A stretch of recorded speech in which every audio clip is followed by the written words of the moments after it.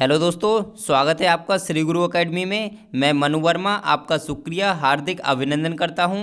दोस्तों, आज का टॉपिक है लेई वाइगोत्स्की का सिद्धांत, जो आपके सीटेट के लिए बहुत ही ज़्यादा मोस्ट इम्पोर्टेंट है। तो दोस्तों, बिल्कुल भी मिस मत कीजिए और बिल्कुल भी स्किप मत कीजिए, ठीक है दोस्तों।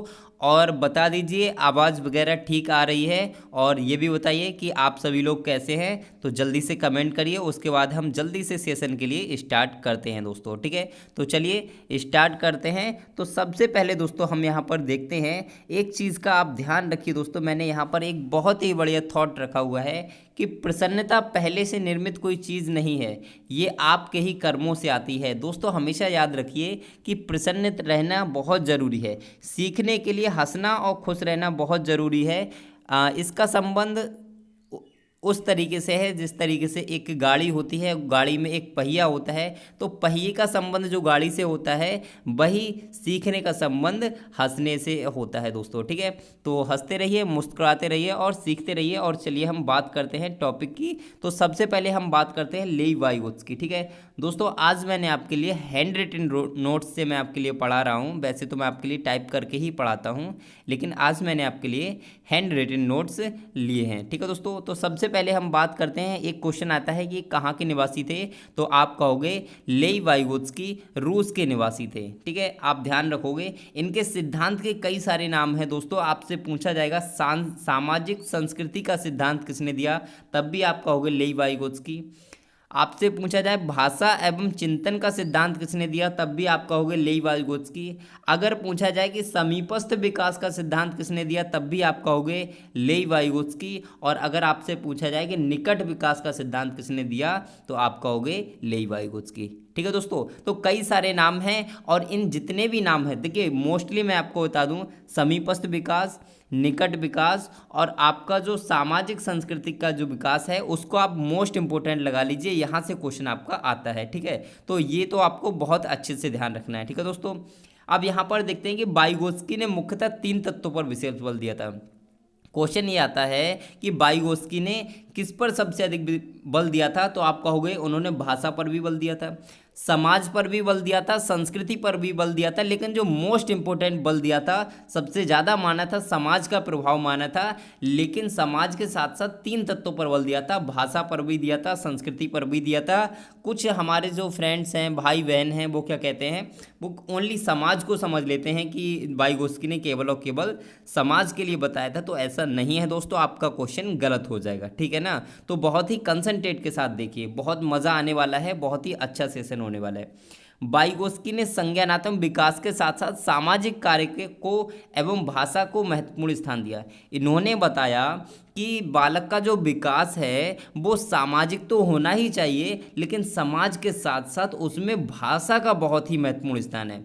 क्योंकि भाषा बहुत ही महत्वपूर्ण है, क्योंकि हम क्या करते हैं, एक दूसरे से संवाद करने के लिए जिस साधन का प्रयोग करते हैं, वही हमारा भाषा कहलाता है। तो इन्होंने सामाजिक और भाषा दोनों को महत्वपूर्ण स्थान दिया था, और संस्कृति को भी स्थान दिया था। तो आप ध्यान रखिए दोस्तों, ठीक है।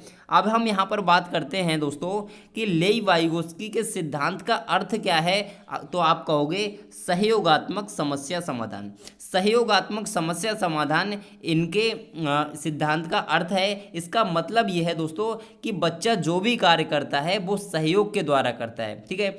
आप भी समझते हैं कि यदि आप ग्रुप में बैठकर किसी भी चीज़ के पीछे डिस्कशन करते हैं, तो उस कार्य के लिए बहुत अच्छे से सीख जाते हैं। तो यही चीज़ आपके लेई वाइगोत्स्की ने बताया था कि बच्चा ग्रुप डिस्कशन और समाज में रहकर ही सबसे अधिक सीखता है। किसने कहा, तो आप कहोगे लेई वाइगोत्स्की ने कहा था, ठीक है। अब यहाँ पर एक और इम्पोर्टेंट पॉइंट है कि लेई वाइगोत्स्की ने खेल को भी महत्वपूर्ण स्थान दिया, ठीक है। क्वेश्चन आपसे पूछा जाएगा कि निम्नलिखित में से किसने खेल पर महत्वपूर्ण स्थान दिया था खेल के लिए, तो आप कहोगे लेई वाइगोत्स्की ने खेल को भी महत्वपूर्ण स्थान दिया था। लेकिन एक क्वेश्चन आपका ये आता है मेरे प्यारे दोस्तों कि फ्रोवेल ने किस खेल पर बल दिया था। अब जब खेल की बात आई तो मुझे थोड़ा सा ध्यान आ गया, तो मैं आपको बताता हूँ। तो फ्रोवेल ने गेंद के खेल पर बल दिया था। वहाँ से क्वेश्चन कई बार आया है, इसलिए मैंने सोचा आपके लिए बता दूँ, ठीक है दोस्तों। तो ध्यान रखेंगे। नेक्स्ट है कि वाइगोत्स्की ने बच्चों की अंतः क्रियाओं को उनके विकास का आधार माना। वाइगोत्स्की ने कहा कि बच्चा जो अपनी अंतः क्रियाएं करता है उसी से उसका विकास होता है, उसी के आधार पर विकास होता है। किसने कहा? वाइगोत्स्की ने कहा। ठीक है दोस्तों, तो ध्यान रखेंगे इसके लिए। अब दोस्तों क्वेश्चन ये पूछा जाएगा किसके अनुसार बच्चा अंतः क्रिया के द्वारा सीखता है, तब भी आप कहोगे लेई वाइगोत्स्की के अनुसार। ठीक है, तो लेई वाइगोत्स्की बहुत ही इंपॉर्टेंट है, आप बहुत ही अच्छे से देखिए। ठीक है दोस्तों, अब हम बात करते हैं कि लेई वाइगोत्स्की के अनुसार बच्चे का विकास समाज के द्वारा होता है, जबकि पियाजे ने कहा कि उम्र के अनुसार। अब देखिए यहाँ पर तो क्वेश्चन बहुत ही इंपॉर्टेंट है, इसको तो भाई मोस्ट इंपॉर्टेंट कहना चाहूँगा। इस जो मैंने पॉइंट दिया है इस पॉइंट के लिए मोस्ट इंपॉर्टेंट कहना चाहूँगा कि वाइगोत्स्की ने कहा था कि बच्चे का विकास किसके द्वारा होता है, तो समाज के द्वारा होता है। लेकिन बात आ जाए प्याजे साहब की कि प्याजे ने कहा कि बच्चे का विकास किसके आधार पर होता है, तो आपको उम्र के आधार पर। कैसे दोस्तों? तो प्याजे का सिद्धांत का नाम दोस्तों फटाफट से कमेंट बॉक्स में अभी चाहिए दोस्तों। जितने भी भाई बहन यहाँ पर लाइव देख रहे हैं सभी लोग जो सिद्धांत है प्याजे का उसका नाम अभी कमेंट करें। ठीक है, अब दोस्तों चलिए मैं आपको बताता हूँ कि उनका जो सिद्धांत था, उनके सिद्धांत में 4 अवस्थाएं दी गई थी दोस्तों। तो अवस्थाएं दी गई थी, आपको सबको पता है, संवेदीगामक अवस्था, मूर्त संक्रियात्मक अवस्था, पूर्व संक्रियात्मक अवस्था और अमूर्त संक्रियात्मक अवस्था। ये 4 अवस्थाएं दी गई थी। यदि आपने नहीं देखा है ना दोस्तों, तो उस सिद्धांत को देख लीजिए, बहुत ही इंपॉर्टेंट है। और यदि नहीं देखा है तो यहाँ पर आइए और यहाँ पर आपको एक बेल आइकन दिखेगा और उस बेल आइकन पर आपको क्या मिलेगा दोस्तों? आई बटन मिलेगा और आई बटन में आपको वीडियो मिल जाएगी, वहाँ से आप देख सकते हैं उस वीडियो के लिए। ठीक है दोस्तों, बहुत ही ज़बरदस्त वीडियो है और यहाँ पर आपको आई बटन दिखेगा बिल्कुल जस्ट यहाँ पर आकर। ठीक है, तो आप वहाँ से देख लीजिए। अब दोस्तों यहाँ पर बात करते हैं, यहाँ पर नेक्स्ट जेडपीडी क्वेश्चन यहाँ से बहुत बार आया है कि जेडपीडी क्या होता है। तो पहले तो इसकी फुल फॉर्म ही याद रखनी पड़ेगी आपको, जोन ऑफ प्रॉक्सिमल डेवलपमेंट। इसका फुल फॉर्म क्या है? जोन ऑफ प्रॉक्सिमल डेवलपमेंट इसका फुल फॉर्म है और इसे समीपस्थ विकास का सिद्धांत भी कहा जाता है। ठीक है, समीपस्थ विकास का सिद्धांत इसीलिए कहा जाता है क्योंकि इसमें जेडपीडी को बताया गया था, जोन ऑफ प्रॉक्सिमल डेवलपमेंट को बताया गया था, इसीलिए इस सिद्धांत के लिए समीपस्थ विकास का सिद्धांत या फिर निकटवर्ती सिद्धांत भी कहा जाता है। तो आप इसको ध्यान रखेंगे। अब जेडपीडी है क्या दोस्तों, उसको समझना बहुत जरूरी है क्योंकि यहां से क्वेश्चन एक बार नहीं बहुत बार आ चुका है। ठीक है, तो एक सिंपल लैंग्वेज में हम समझेंगे, उससे पहले से थोड़ी सी हम भाषा समझ लेते हैं। ठीक है, तो बच्चा खुद समस्या को हल करने का प्रयास करता है, ये आपकी स्टेज फर्स्ट में दिखाया गया है। और बच्चा अध्यापक की मदद से समस्या का समाधान करता है, ये स्टेज 2 में दिखाया गया है। ठीक है, अब यहाँ पर मैंने लिखा हुआ है कि लगा समय ही जेडपीडी कहलाता है। ये सब क्या है दोस्तों? एक किताबी लैंग्वेज है जो हमारे माइंड में एकदम से फिक्स नहीं होती। हमें क्या समझना है? हमें एक मेथड समझना है जिसके द्वारा हम एग्जाम में क्वेश्चन कर सकें दोस्तों। ठीक है, तो है क्या इसके लिए समझिए। ठीक है, अब मान लीजिए एक बच्चा है। ठीक है, एक बच्चा है चिंटू। ठीक है, चिंटू नाम का बच्चा गणित का क्वेश्चन हल करने की कोशिश करता है, गुणा का क्वेश्चन यानी कि मल्टीप्लाई का क्वेश्चन सॉल्व करने की कोशिश कर रहा है। और जब कोशिश कर रहा है दोस्तों, कोशिश कर रहा है, बार बार प्रयास कर रहा है और प्रयास करने के बाद भी कर नहीं पा रहा है, खुद समस्या को सॉल्व करने की कोशिश तो कर रहा है, कोशिश तो कर रहा है पर कर नहीं पा रहा है। तो क्या हुआ? अध्यापक आए और अध्यापक जी ने देखा कि बेटा यहाँ पर तुम क्वेश्चन नहीं कर पा रहे, तो अध्यापक ने क्या किया? उसकी मदद की और उसकी समस्या का समाधान किया, उसको मल्टीप्लाई का क्वेश्चन सॉल्व करवाया। तो स्टेज फर्स्ट क्या थी कि बच्चा जो था मैथ का क्वेश्चन सॉल्व करने की कोशिश कर रहा था, और स्टेज 2 में क्या था कि बच्चा जो था उसने क्वेश्चन को सॉल्व किया, लेकिन किसकी मदद से? तो दोस्तों आपके अध्यापक की मदद से। और उसके बीच में यानी कि जब अध्यापक ने बताया और जब वो खुद प्रयास कर रहा था, उस बीच में जितना समय लगा ना दोस्तों, वही आपका जेडपीडी कहलाता है। बस दोस्तों आपको समझ में आ गया होगा, आई होप आपको बहुत अच्छे से समझ में आया होगा। और यदि आपको ये समझ में आ गया हो ना दोस्तों, तो बस एक लाइक कर दीजिए, बस मैं यही चाहता हूँ। ठीक है दोस्तों, क्योंकि इससे थोड़ा सा मोटिवेशन प्राप्त होता है। अब यहाँ पर बात करते हैं दोस्तों दोस्तों बताइए, इसमें अगर आपको अभी भी कोई भी डाउट हो तो बताइए, मैं आपको अभी और क्लियर करा देता हूँ, ठीक है। आई होप आपको समझ में आ तो गया ही होगा, ठीक है। अब हम दोस्तों बात करते हैं, यहाँ पर कुछ यहाँ पर चीज़ें होती हैं जिनके बारे में बहुत सारी कन्फ्यूजन रहती हैं कि स्कैफोल्डिंग क्या होता है, आंतरिकीकरण क्या होता है, अंतर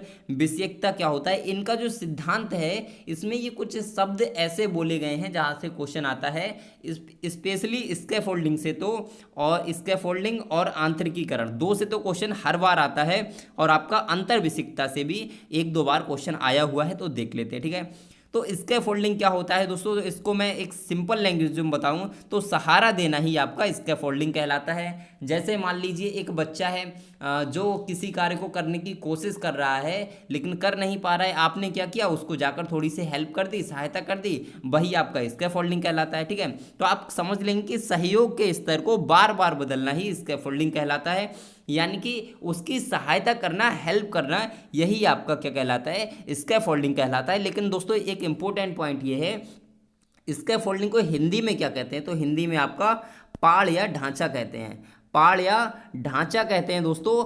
आपका जो 2019 का 2019 का सीटेट का एग्जाम हुआ था उसमें ये क्वेश्चन आया था दोस्तों कि स्कैफोल्डिंग नहीं दिया था, लेकिन हिंदी में आपका लिखा हुआ था पाड़ या ढांचा, पाड़ या ढांचा भी लिखा हुआ था, स्कैफोल्डिंग भी लिखा हुआ था। तो वहाँ पर बहुत सारे बच्चों ने कन्फ्यूजन अपने माइंड में पैदा की और क्वेश्चन को गलत कर दिया। तो ध्यान रखिए, पाड़ या ढांचा स्कैफोल्डिंग को ही कहा जाता है, ठीक है दोस्तों। आई होप समझ में आया होगा। नेक्स्ट हम बात करते हैं आंतरिकीकरण क्या होता है। तो वयस्कों द्वारा मन ही मन में बातें करना ही आंतरिकीकरण है। आपने देखा होगा कुछ वयस्क जो होते हैं वो क्या करते हैं, मतलब कोई उनके सामने नहीं है फिर भी वो आपस में ही मतलब अपने आप से बातें करते रहते हैं, तो ऐसी स्थिति क्या कहलाती है, आंतरिकीकरण कहलाती है, अपने आप से ही बातें करना, ठीक है। नेक्स्ट अंतर्विषयकता क्या होता है, तो आप याद रखोगे अलग अलग व्यक्तियों द्वारा अपनी राय देना, अंतिम परिणाम तक पहुंचाना अंतर्विषयकता कब कहलाता है। इसको आप ध्यान रखेंगे कि अलग अलग व्यक्ति, आपने देखा कि किसी कार्य को करने में हर व्यक्ति अपना अलग अलग राय देता है, अलग अलग अपनी बात को रखता है कि इसको इस तरीके से करना चाहिए, और उसके द्वारा हर व्यक्ति जब अलग अलग तरीके से करेगा तो उसका परिणाम भी अलग अलग होगा, और यही आपका अंतर्विषयकता कहलाता है। और दोस्तों आपको समझ में आया हो तो लाइक शेयर जरूर करिए। और दोस्तों आगे बढ़ते हैं, तो यहाँ पर एक छोटी सी चीज़ देखते हैं, बहुत ही इंपॉर्टेंट और मोस्ट इंपॉर्टेंट, बहुत इंपॉर्टेंट और मोस्ट इंपॉर्टेंट, दोनों में बहुत बड़ा डिफरेंट भी है, पर समझ लीजिए मोस्ट इंपॉर्टेंट है, ठीक है। तो इन्होंने कहा, वाइगोस्की ने, कि यहाँ से देखिए दोस्तों बहुत बार क्वेश्चन आया है कि लेई वाइगोस्की और पियाजे, इन दोनों में एक छोटा सा डिफरेंस है दोस्तों। पूछा जाए कि इनमें क्या डिफरेंस है, वाइगोस्की और पियाजे में क्या डिफरेंस है, तो आप कहो कोई डिफरेंस नहीं है, सिर्फ और सिर्फ विचारों का डिफरेंस है, और कोई डिफरेंस नहीं है, ठीक है। विचारों का डिफरेंस है, आप ये ध्यान रखेंगे, ठीक है। क्वेश्चन ये है कि वाइगोस्की ने कहा कि बच्चे में पहले विचार आता है और बाद में भाषा आती है। ये क्वेश्चन कई बार आ चुका है दोस्तों, और आपका 2015 सीटेट में आया हुआ है, आप उठाकर देख लीजिए, 2015 सीटेट में आपको मिलेगा, ठीक है। तो ध्यान रखेंगे कि वाइगोस्की ने कहा था कि पहले विचार आता है और बाद में भाषा आती है, और पियाजे ने कहा था कि पहले क्या आता है, भाषा आती है और बाद में विचार आता है दोस्तों। बहुत ही इंपॉर्टेंट पॉइंट है, आप याद जरूर रखिए दोस्तों। अब इसको याद कैसे करें, इसको याद कैसे करें कि विचार, भाषा, भाषा, विचार, मतलब बहुत सारी कन्फ्यूजन है। एक ट्रिक मैं आपको बताता हूँ सिंपल सी। अब देखिए, पहले भाषा और विचार, विचार और भाषा। अब देखिए इसमें वाइगोस्की में अगर देखें तो पहला अक्षर क्या है, तो वाइगोस्की में पहला अक्षर है वा, ठीक है। और विचार में पहला अक्षर क्या है, तो विचार में भी पहला अक्षर वा है। तो जहाँ पर वा आ जाए पहले, वो क्या हो जाएगा, वाइगोस्की, ठीक है। तो यानी कि पहले विचार और भाषा की बात होगी तो वाइगोस्की, और पहले भाषा और विचार की बात होगी तो आप पियाजे को टिक कर देंगे। क्वेश्चन कई बार आ चुका है, ठीक है। इनके अनुसार विकास की प्रक्रिया अधिगम की प्रक्रिया से पीछे रह जाती है। वाइगोस्की ने कहा था कि जो विकास की प्रक्रिया है वो अधिगम की प्रक्रिया से दोस्तों पीछे रह जाती है। किसने कहा, तो आप कहोगे वाइगोस्की साहब ने कहा था। दोस्तों टॉपिक बहुत अच्छा है, बहुत इंपॉर्टेंट है। अगर आपको एक बार में अगर दिल नहीं भरा हो ना, तो दोबारा जरूर देख लीजिए, क्योंकि यहाँ से आपके दोस्तों कम से कम 3 से 4 नंबर का क्वेश्चन आपका आता है दोस्तों, इसीलिए बहुत इंपॉर्टेंट और मोस्ट इंपॉर्टेंट टॉपिक है दोस्तों, ठीक है। तो ध्यान रखिए दोस्तों, आपको वीडियो कैसी लगी और अच्छी लगी हो तो लाइक शेयर और कमेंट जरूर करें दोस्तों, ठीक है। और बेल आइकन को जरूर प्रेस कर लें, ये बेल आइकन बहुत इंपॉर्टेंट है क्योंकि यहाँ से आपको नोटिफिकेशन प्राप्त होता है। और दोस्तों एक और इंपॉर्टेंट पॉइंट, ठीक है, यदि आपको फ्री बुक्स, नोट्स, पीडीएफ वगैरह कुछ भी चाहिए तो आपको डिस्क्रिप्शन में लिंक मिल जाएगा, वीडियो के डिस्क्रिप्शन में लिंक मिल जाएगा, वहाँ से टेलीग्राम चैनल को ज्वाइन कर लीजिए, वहाँ से आप free books, notes, PDF download कर सकते हैं। और दूसरी एक इम्पोर्टेंट बात और, आपके लिए लाइव क्लासेस बहुत शुरू की गई हैं दोस्तों। लाइव क्लासेस का अगर मैं आपको शेड्यूल बताऊं तो पहली आपको 10 बजे, ठीक है, नीरज सर द्वारा, ठीक है, और एक आपको 12 बजे क्लास मिलेगी लाइव क्लास, एक आपको 2 बजे लाइव क्लास मिलेगी, एक आपको 4 बजे लाइव क्लास मिलेगी और एक आपको रात्रि में 9:30 बजे लाइव क्लास मिलेगी। तो आप कंटिन्यू कहीं जाइए मत दोस्तों, जमकर तैयारी करिए। और बस लास्ट में आपसे यही कहना चाहूँगा कि आपको क्या करना है, बहुत अच्छे से तैयारी करनी है। और लास्ट टाइम बस यही है कि खुश रहिए, मस्त रहिए, मुस्कुराते रहिए और दोस्तों पढ़ते भी रहिए। तो ठीक है दोस्तों, बाय बाय।